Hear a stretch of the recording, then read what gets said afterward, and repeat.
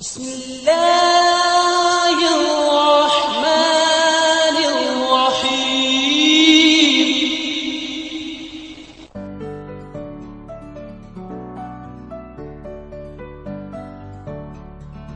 السلام علیکم۔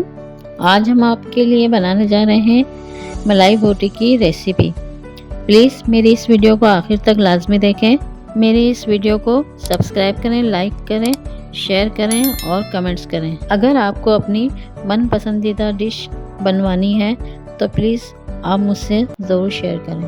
اب ہم بنانے جا رہے ہیں ملائی بوٹی۔ اس کے لیے ہمیں چاہیے 1 کلو چکن بون لیس۔ اس کے ہم چھوٹے پیس کاٹ لیں گے۔ اس میں جو مسالے شامل کریں گے وہ یہ ہے: نمک حسب ذائقہ، جائفل 1 ٹکڑا، جاوتری 3 سے 4 عدد، ادرک لہسن کا پیسٹ 2 چمچ، سفید زیرہ 1 چمچ، سفید مرچ 1 چمچ، ہلدی آدھا چمچ، کالی مرچ 1 چمچ، تیل 1 پیالی، کریم 1 پیالی، مایونیز چھوٹی پیالی 1 عدد، تھوڑا سا ہرا دھنیا اور 5 عدد ہری مرچ۔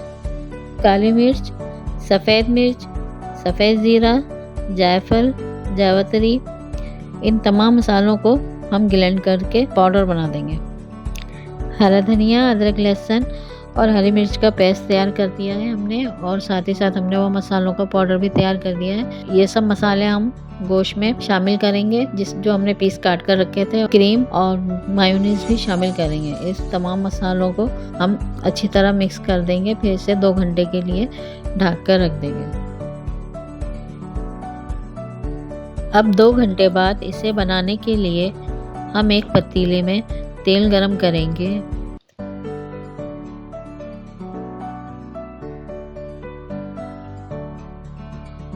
پھر مسالہ لگا ہوا گوشت اس میں ڈال کر چکن کو اچھی طرح سے بھون لیں گے جب تک تیل اوپر نہ آ جائے۔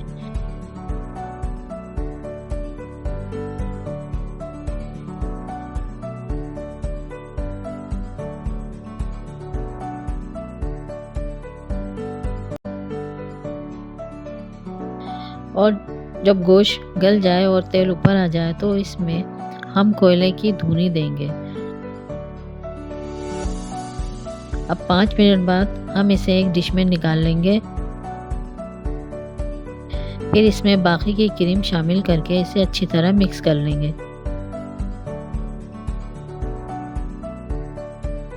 لیجیے، ہماری ملائی بوٹی تیار ہے۔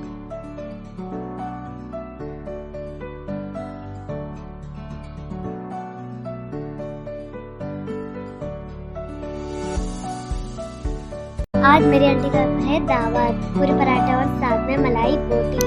اب میں اسے ٹیسٹ کر رہی ہوں کیسا بنا ہے۔ چلو ٹیسٹ کریں۔